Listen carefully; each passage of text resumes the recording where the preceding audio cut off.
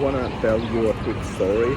Imagine being at the MoMA and having some cough because just a little bit of flu. And imagine also being allergic to dust.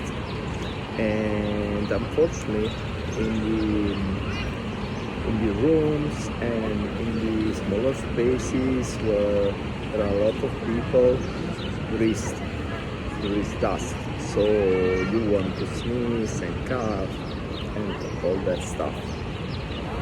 Yeah, so you end up trying some hot beverage, trying to drink some hot beverage and just hanging out in the park.